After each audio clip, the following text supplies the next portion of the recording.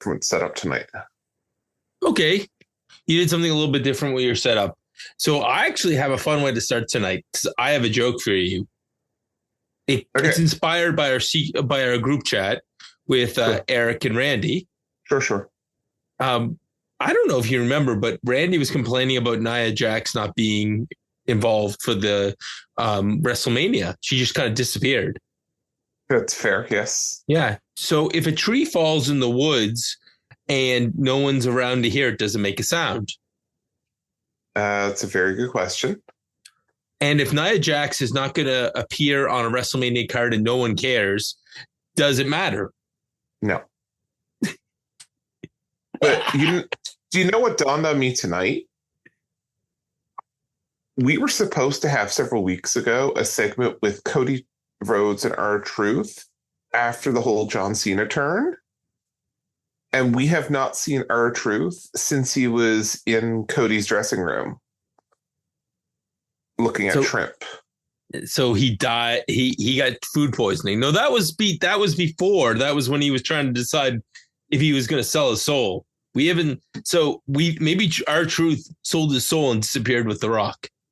Maybe that is probably a better explanation than WWE's ever going to give us. Oh boy. And with that, SmackDaddies,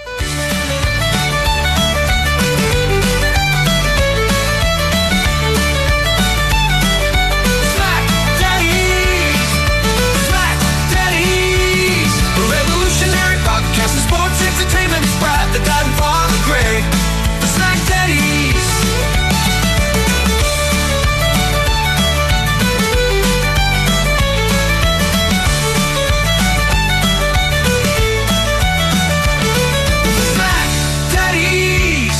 Revolutionary podcast of sports entertainment is Brad, the dad, and Father Greg, the SmackDaddies.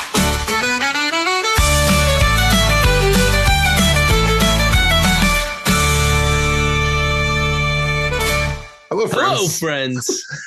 You knew it was coming. Hello, friends. And yes, we are your SmackDown review for the Hub. I am Brad, the dad, and running shotgun with me is my tag team partner, Greg Fatherfeltham. Bless you, my son, I think. But man, oh man, this is these 3-hour SmackDowns. Boy, oh boy, oh boy. This one in particular hurts because they did not have a 3-hour show. They had a 2-hour. They had 90 minutes of TV here.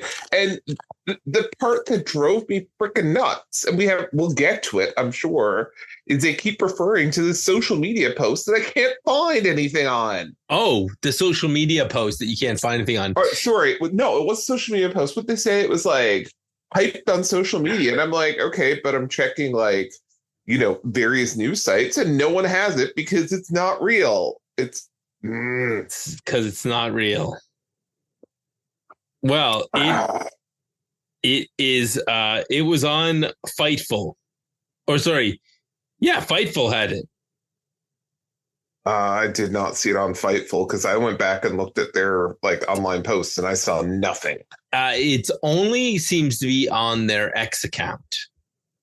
Well, I don't use X, so. That seems to be, which would be why you couldn't find it. I'm going to see if I can find it. Oh, I found it on their website now after I had to go digging deep. Well, right. And I missed it the first time. Then I heard it later in the show. So I was like, wait, what? And then I stopped, watched the clip, and I was like, okay. For those of you who don't know what we're talking about, they decided to shoot an angle on social media with cell phone footage and Charlotte Flair. Yeah. Are we supposed to like Charlotte Flair? No.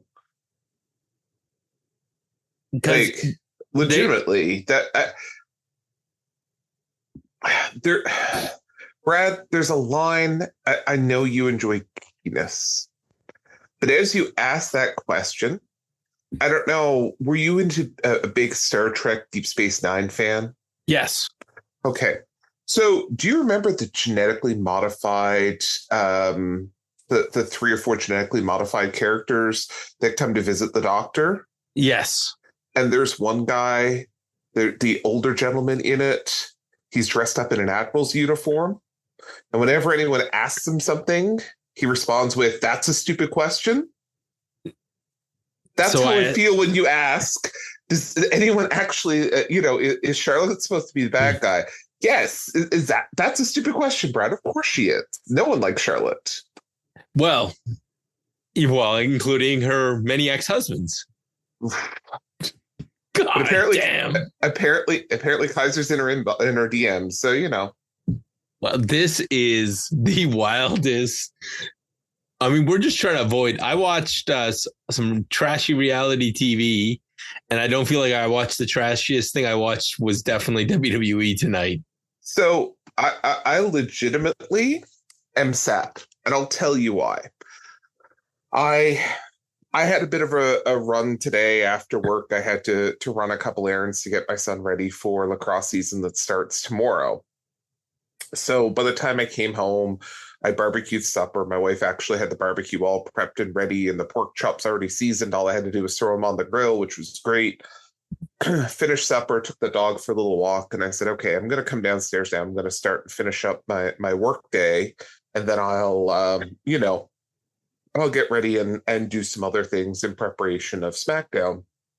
So I turned on Peacock Network, as I have been doing for the last few nights. Been watching a couple of things on Peacock, and I saw the WrestleMania 9 documentary that's on Peacock, like the behind the scenes. That's the first event that they had cameras behind the scenes at.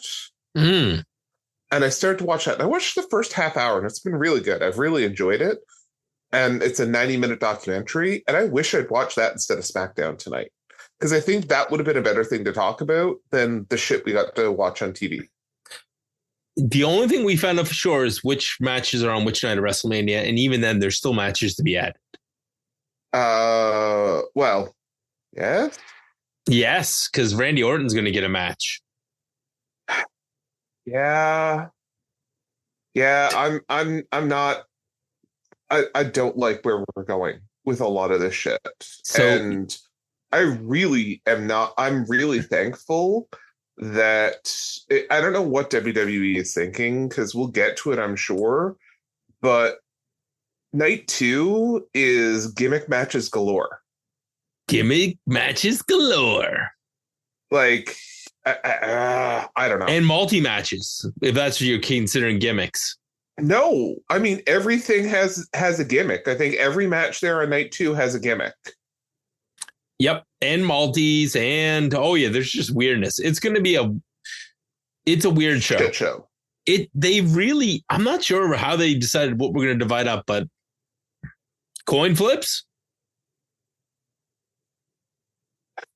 I don't know. Okay, let's get into this. Recap 1. We got to get through this crap. 1. Hey, Randy Orton and last week and RKO's. Yep. And Nick Aldis said he was trying to be professional, but he did the air quotes thing. He was pretty professional, Greg. Yeah, this was like cuckold Nick Aldis here tonight. Oh, yeah. Randy's theme played. Legitimately. Okay, he's out in the ring. He looks like he's a little beat up. Like he's got he almost looks like he's recovering from a black eye or something. So I don't know if Mickey got into him a little much, or if that RKO hit the right spot last week. I don't know. Not going to ask questions. That's not my biz. But like, you are supposed to be the authority figure, and then what did you do? You did crap all. He invited Randy to the ring. Randy explains that he paid double, and this is gonna be Randy's 20th WrestleMania. He wants a match, and which is just what we said last week, right? And respect. And Nick doesn't think that Randy respects him. He wants an apology, and he's like, "I won't even apologize." Randy says, "I won't even apologize to Mickie James for what I'll do to you if you don't get me a match." What? And then the best part is Nick Aldis, like normally when somebody's not in the scene, they hide, but you could see Nick Aldis for the rest of the scene. He was just standing at ringside. He was in the back of every shot, and every shot was the Samoans coming down, Solo and Tamatonga, and they want to pick a fight. And so does Randy. He wants him to come on into the ring. What? Yeah. That's what they wanted to pick a fight. And Randy said he doesn't care. He wants both of them. He tries to fight them both off. That was dumb. LA Knight comes down and looks like we're going to get a tag team match. Holla, holla, holla. Like, dude, this. So we don't get Nick Aldis, which is what I actually want. Right. And we get a tag match. You think we're getting Solo? I have bad feeling we're getting Solo. Oh, yeah. 100%. We're getting Solo. And talk about, this is like ordering, a beautiful plate of prime rib. And the kitchen saying, yeah, we're out, but it's okay. We subbed it with bologna. Yeah. Or just a beautiful prime rib. And they say, how do you like your steak? And you say, extra well done and just smothered in terrible barbecue sauce. Like gross. You're making me hurt right now. Just the thought of that. Well, we're going to get Solo and poor Randy Orton. Like also poor Nick Aldis, because this seemed like an easy, they had such good chemistry. And I was like, oh, Nick Aldis is going to attack Randy at the end of the night. And that did not happen. Spoiler alert. Right. So, Greg, our first actual match of tonight, after 20 minutes of talking, is a Teddy Long special. More tag team matches. Holla, holla, holla. Yes, Flair. So, this is the women's gauntlet match, which is going to go on for almost the entire first hour of SmackDown. Yeah. And boy, do we have some women's tag teams on this roster. So makeshift tag team number 1, Bayley and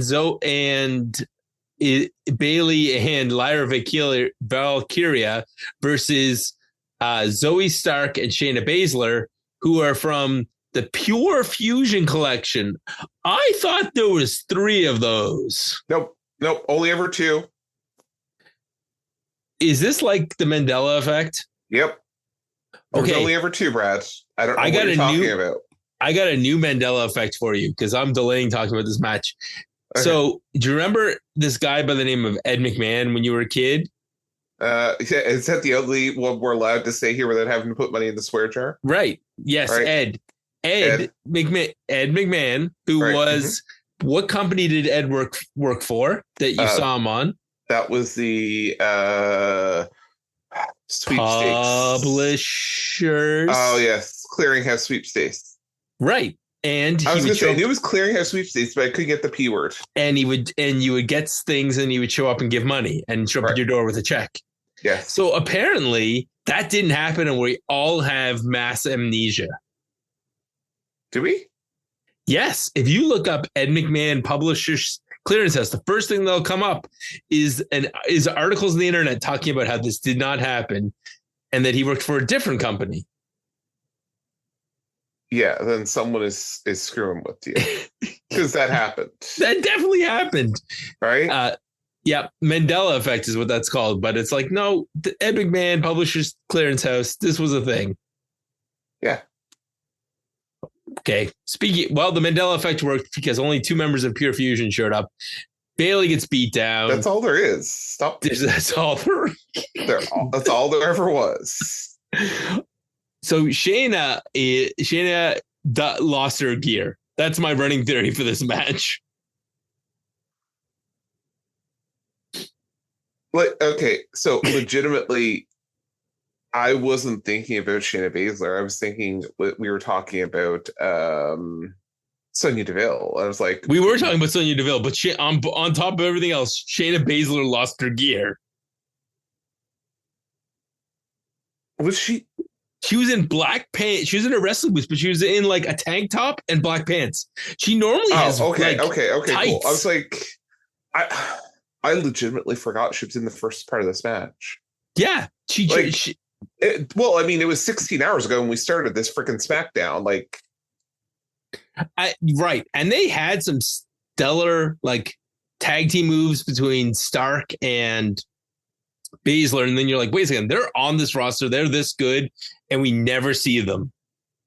And the only actual tag team that has been a tag team for longer than 3 months. Yeah. So this ends by having Baszler tries to hit her stomp, and Lyra ends up rolling her up. And match 1's over. Yeah. 3 minutes and 20 seconds.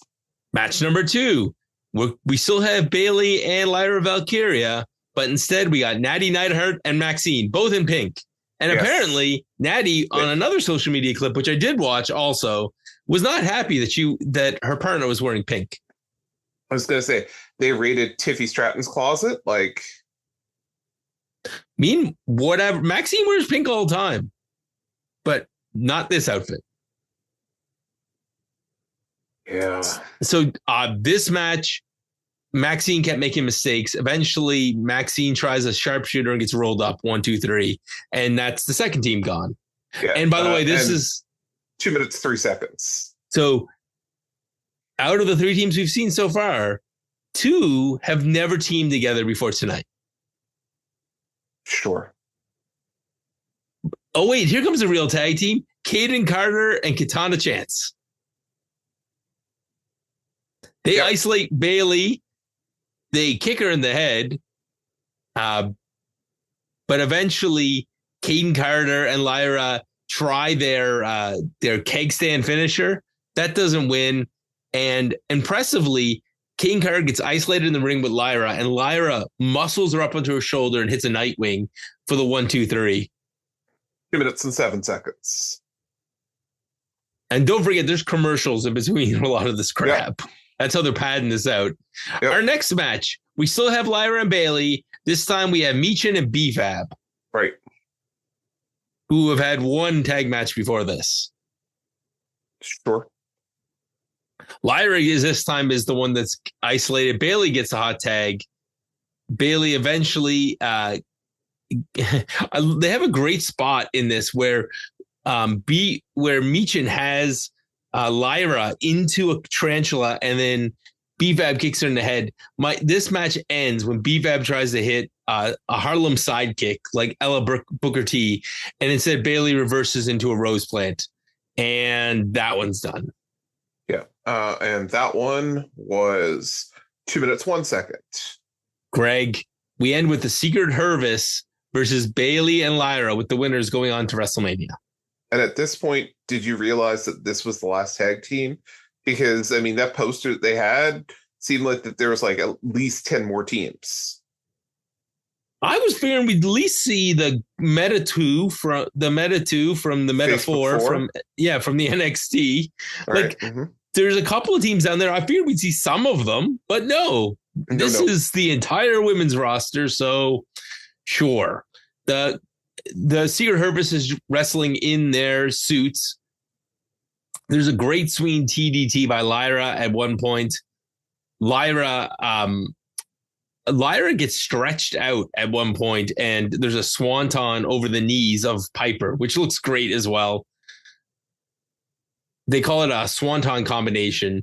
The 2 teams end up face-to-face. They're fighting, and Bayley eventually hits the rose plant while Lyra holds the legs of Piper from the outside. 1, 2, 3. Bayley and Lyra have won the gauntlet match, and they're going to get a tag title match. The good news, Greg, is they've won 5 matches. The bad news was they won 5 matches in the first hour of SmackDown. This was 10 minutes, 31 seconds. Marathon. So we're talking, I think, total here. So let's do the math here. 10.5 plus 2 plus 2. So we're at 14, 15, 16, 17. This actually took about 20 minutes of TV time. And it Man. took the first hour of SmackDown. At least it felt it. Well, yes. And then we don't see the footage of the attack from the parking lot, which we're told to go watch on social media. Which is dumb. Why don't you show me this crap? The amount of times that I have to see some of these freaking recaps, but you can't show me something that happened earlier today that's only on social media on one random Twitter user? You've got to be fucking kidding me, WWE. Get your heads out of your asses. Oh, and don't forget, Damian Priest is walking in the back, and they're going to get a Sin City street fight. Sure. Recap 2. I'm going fast, Greg, because I can see you're grumpy. Hogan Rock, WrestleMania 17. Yeah. So Damian Priest gets about halfway to the ring and Pirate Drew comes flying out of nowhere. They end up fighting. Drew gets thrown into Damian gets thrown into the barricade. He looks concussed, so they drag him away. Drew starts cutting a promo talking about how he's upset. Everything he's done is justified. And then Priest comes running back down. The fight continues. They fight all the way around the ring. Just when you think that Priest has the advantage, he gets gouged in the eyes. He gets Future Shock DDT'd onto the steps. And Pirate Drew stands tall. Arrgh. Macy. Greg, is this ridiculous? Yeah. Security on this show sucks. They can't keep people from coming out to fight. They can't keep teams apart. Like, why to bother with the jobbers? I don't know. So DIY's in the back. They're with Pretty Deadly. And this is their WrestleMania moment because they're looking at each other, talking about how they can't get into the tag titles. And it turns out that we see the Motor City Machine Guns come in, and they're just reminding them that you screwed us out of the titles, and now we're going to get our titles back. So instead of all these teams having a match together, we're getting this. Yep. And none of them are on WrestleMania. Ain't that the fact? But you get to watch New Day take on the War Raiders. Really? Which one of these matches would be better? Would be the 5. If they took the 5 teams we started with and made that into the match, that would be better. They're really testing me. Greg's like, don't make me come down there. Legitimately. So Berto is going to come out and wrestle, but before we see that match, Berto? Yeah, Berto. The one who spits the eggs out of their nose? Oh no, the same guy basically. Gotcha. Cool. Anyways, Triple H is coming. Triple H is going to the Hall of Fame. That's going to be recapped. Yes, and if you happen to be up at 3:00 in the morning, you can watch that live. Well, you can get up and watch it before the NXT show that starts at 8 a.m.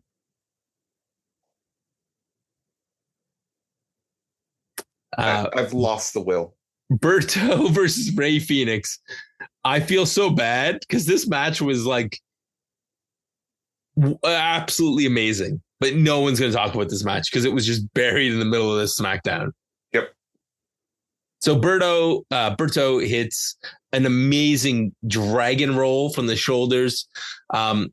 Rey Fenix ends up missing a kick, which gets Berto on offense. Berto hits a corkscrew dive to the outside. When Phoenix rallies, he hits top rope drop kick, missile drop kick. There's just crazy stuff. At one point, Phoenix gets caught on Berto's shoulders, and Humberto just dumps him. There's another corkscrew dive, but this time by Phoenix to the outside. There's a springboard kick by Phoenix off the top ropes. Berto hits this crazy power bomb out of nowhere. There's a springboard Frankensteiner. There's just incredible stuff here. But we eventually get the Amigo kick and the Muscle Buster. Greg, this is hands down the match of the night, and probably the only thing I can say to you with a good conscience. Go back and watch this. This match, it fits perfectly. It was a great AEW style match and exactly like AEW style booking, where what happened doesn't matter. Yep. This match, by the way, 10 minutes 42 seconds, and it felt that it took about 3 times that. So at the end, but you did. Sorry, I don't mean for that to sound bad. Let me try to rephrase that. It felt like it was a lot longer because it was such a good match that you were so invested in it. But it felt like this was like, a 30-ish minute match, and it wasn't. And it was excellent. They got all their stuff in, and at the end, Berto's down. He's disappointed, and Santos comes in and he congratulates Rey Fenix for the win, and he tries to get Berto to be a good sport, and he doesn't. And I'm like, wait a second, aren't these guys heels? That's where I was gonna go. Brad, play my music. Do. There it is. I thought you had it up. All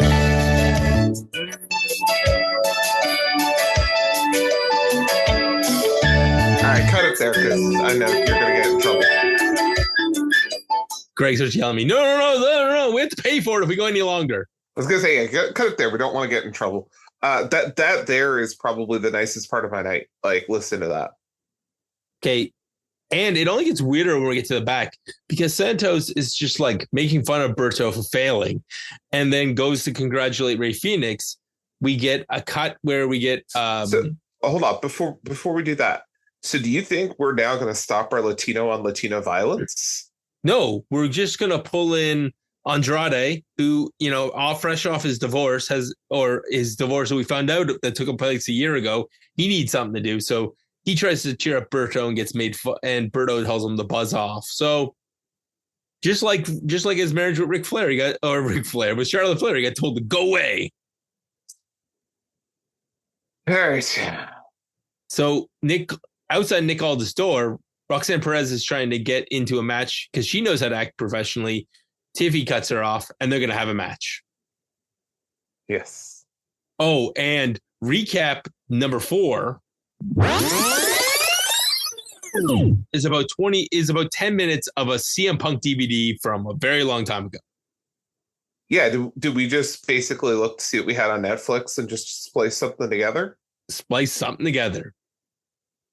Chelsea Green wants to have her girls come out and help her, but they are in the back in the locker room. So Selena's all excited. And then I realized Selena's Vegas theme song is also by Def Rebel and sucks too. Yeah. And I think this is the part of the night where even the PA announcer in the arena, the new guy, started to fall asleep because like his announcing went downhill. He was not very excited. I was excited to see Aleister Black in the back, and then they cut back to Selena Vega, and I was like, can we put these two things together when he comes back? No. What? That real life husband and wife, though. Yeah, I know. That's what I mean. No, we can't. We can't do that.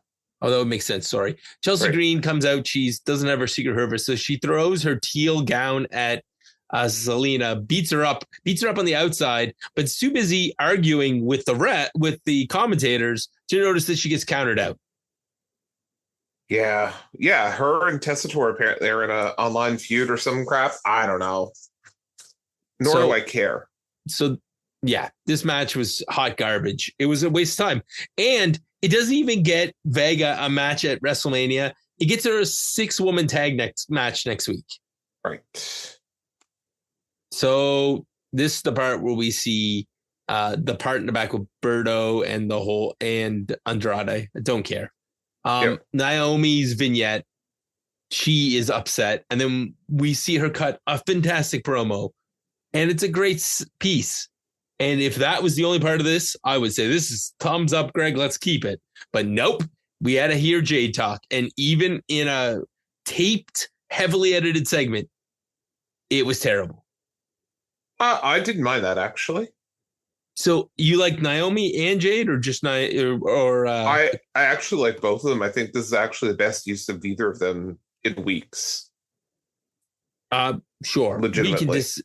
We can disagree, but it was, the thing is, you could tell they're padding this show, and they're trying not to have anybody else get injured. So facts. We see all the WWE titles coming in the ring, and that's our Cody promo. we have all of the titles, and Cody is calling John Cena out for calling him a common fan because, yes, he is just like everybody else. He is a normal guy, Greg. And then he points out the history in the ring with him, and he's going to stop history from being made. He goes through each title talking about the different champions, but he's going to stop history from being made because he is not going to let John Cena win the title, and he's going to keep the title here so that other people can make history in the future. Yeah. Tell me you're filling time without telling me you're filling time. I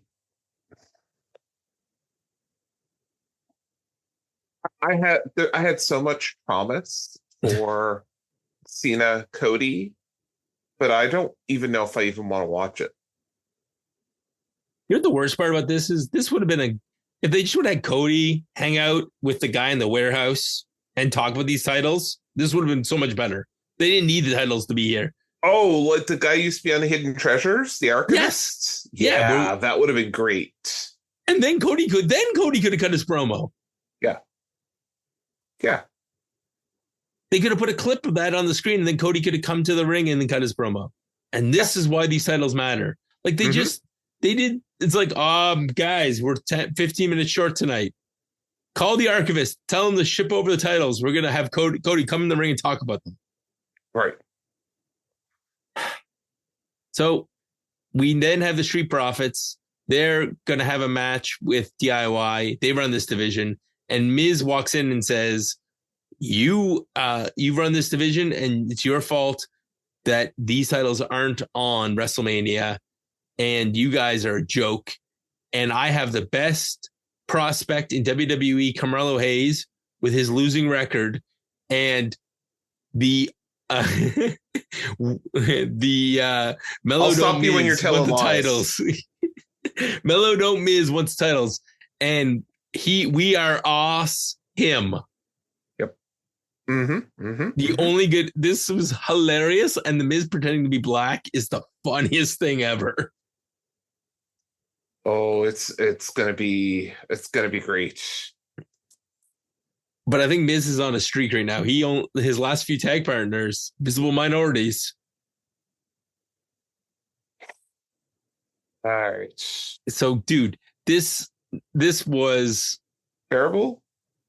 It was funny, but it was just like Miz. Like, why are you saying the quiet thing out loud? Why are you picking on the fact that these guys aren't on the show? It's not their fault that they're on WrestleMania.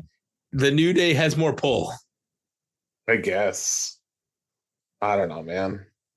Okay, the second best match of the night, Tiffany Stratton versus Roxanne Perez. These guys had good chemistry. They did. And Roxanne kept countering Tiffany Stratton. That was the story of this match. Roxanne going after Tiffy's arm. And then whenever Tiffy tried to hit something, Roxanne countered. So like when Tiffany tried to hit her prettiest moonsault the first time, Roxanne caught her on the ropes and hit a Russian leg sweep from the middle rope. We then get, when she tries to hit the Alabama Slam, Roxanne counters out of that. At one point, she gets her into a crossface. And the only reason Roxanne gets caught is because when she pushes off the ropes, the momentum allows Tiffany to get onto her shoulders, drop Roxanne, hit the moonsault, and win. Which, again, makes sense. And which was great. And then she celebrated and she went home and nothing important happened. Yeah.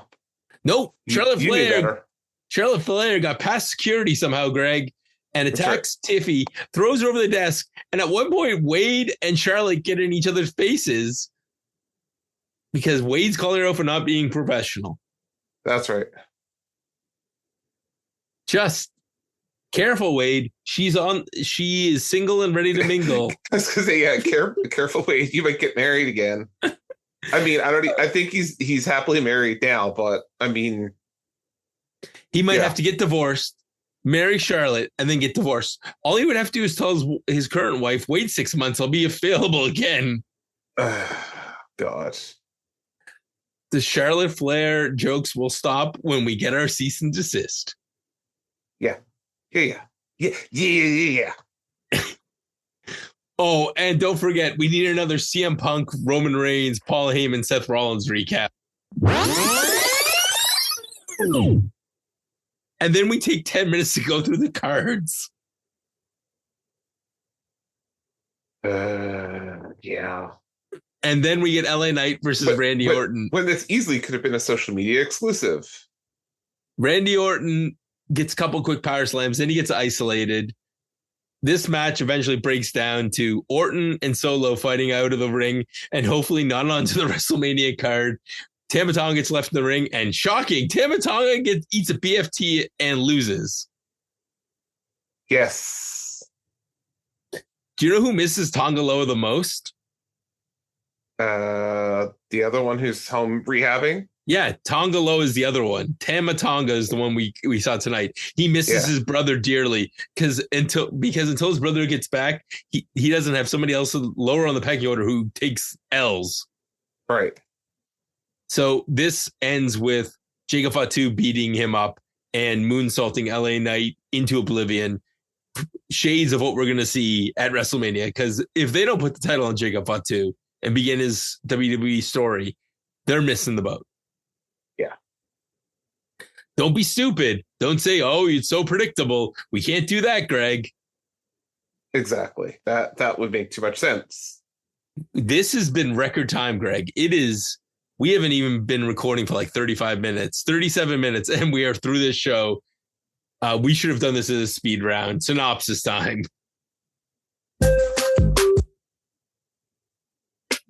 This is your SmackDown synopsis.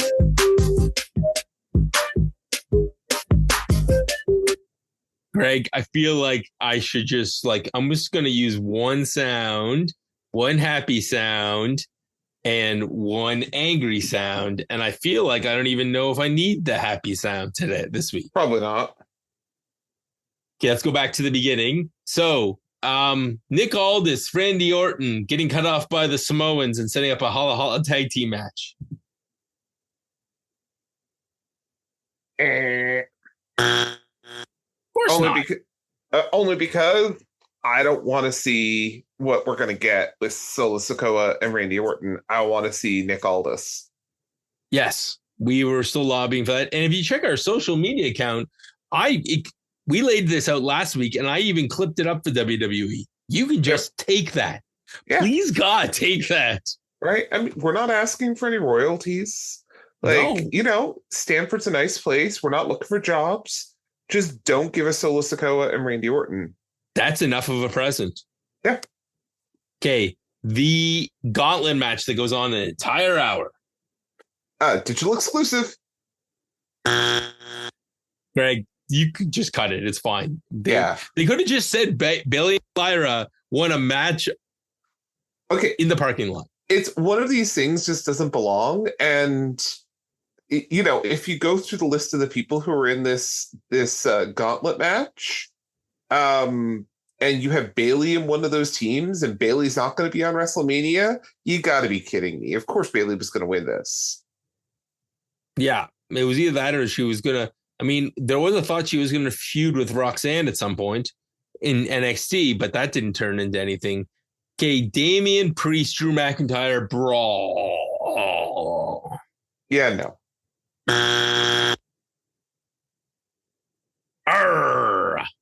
DIY deadly talking in the back, because that's actually, I'll put all the tag teams together. All of the tag teams hanging out in the back. No, I want this one separate. Well, you mean the interaction? And the Miz and what's his name? Because that can all be. Then we'll keep it. I was keeping this only because I liked and I can't remember if it was Prince or the other guy. Yeah, making fun of the DIY. No, that I like this shirt with the flowers on it. Your flower shirt keeps you in. Yeah. This rebel heart. That's right. Okay, the one thing I know you are keeping, Berto and Rey Fenix. Yes, we will keep this. Yeah. That was totally worth it. Roxanne Perez, Nick Aldis, and Tiffy are yelling in the back. No, I'm going to cut this. I like how you're cutting this up. Because Nick Aldis needs to grow a set of balls here, because apparently it's cuckold Nick Aldis night, because Just make the damn match here instead of just going to commercial and then later come back and tell us we got a match. Oh, this one kind of hurts me. Chelsea Green and Selena Vega interaction and their match. Nope, cut it. Don't need this. How about Santos scolding Berto? No. Cody Rhodes talking about how great the titles are. Nope. Naomi and Jade. Yes. Gonna keep this. I would have cut half of it, but Greg, we have to keep something. Oh my gosh. So that takes us to Tiffany versus Roxanne Perez. We have a standing rule on this show. We do not cut Tiffy time. That's because it's Tiffy time. there may come a day we have to violate this rule, but it wasn't tonight. Thank you, Roxanne Perez, for an excellent match. And thank you for two good matches on this show. Oh, and LA Knight and Randy Orton versus Tama Tonga and Solo Sikoa. Nope. Greg, just for the recap, social thing, you kept the shirt from Pretty Deadly. Right. Mm-hmm. Match between Roxanne Perez and Tiffany Stratton. You Correct. kept the match with Rey Berto Fenix and Berto. and Rey Fenix, yeah. And the rest of the show was just one big. Do you know what? I know you don't have this sound effect up, but you could have just used that like toilet flushing sound effect here, because that's what this was. So this was a big old turd. And that's what I just put in the social that'll appear with this clip. Is like all the other people will just be and then going around a toilet bowl. Yeah, this was a stinker. Greg's like, where was Sean Burkhead when I needed him? Yeah. I traded shows in Europe for this. Sean Burkhead is busy doing Dynamite Drop, which dropped its first episode this week, and he thought he had a bad episode of Dynamite compared to what we had. The only thing that would be worse is that he sat through that PLE on Sunday evening, which turned out to be watching it. God dang. There's a 50-50 chance that he's still watching it, which takes us to the fact that you can hear more shows on there. Even when Dynamite's bad, their show is great. So Ashley and Sean, welcome to the network. Their show will be coming out late Thursday, early Friday morning, which then is followed by us, your Smack Daddies, with the SmackDown show. Next week, the shortest SmackDown show of all time. Are we even going to do one? If tonight's any indication, we'll talk about the Battle Royal for 5 minutes. Maybe, because what is it they previewed for next week? Because the only thing I think that was worth watching is the Battle Royal. That's just because you get to see the trophy. And the tag titles. Yeah. And probably 20 more recaps and Cody Rhodes talking, and John Cena may show up. Yeah, next week, Andre the Giant Memorial Battle Royal, but they don't show you anyone who's going to be in it.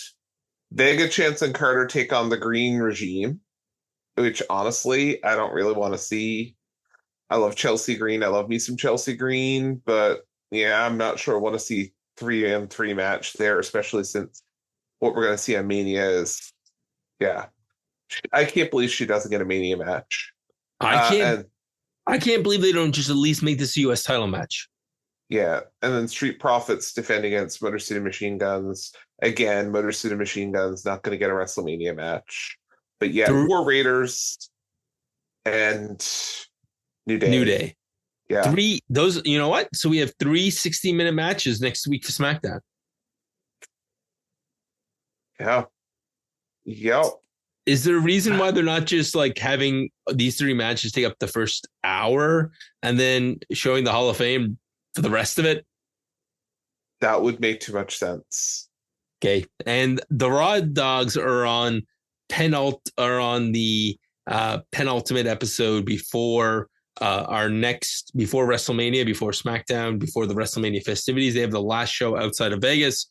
You'll also have Donnie and Jimmy on the huge Power Up Network here on the Hub Radio, but also on TSN, where they'll be breaking down everything. And I think we get a story from Jimmy this week. Okay, cool. So it looks like we have a lot of stuff coming up in the queue. It's a busy WrestleMania week. Rest, hydrate, enjoy. It's going to be a long WrestleMania weekend and lots of good things to see, and maybe not SmackDown. Yeah, definitely not SmackDown. See, this is why we're going to watch SmackDown next week, so we can tell everybody, don't worry about it. Don't watch it? We'll watch a show so other people don't have to. Right. Okay, for Greg, I'm Brad, and we'll see you next time. We the ones. The SmackDaddies. The revolutionary podcast in sports entertainment. Father Greg and Brad, the dad bless you all, the lovely tales. A Friday night, SmackDown and beyond. Go to the outer limits of your mind with the SmackDaddies.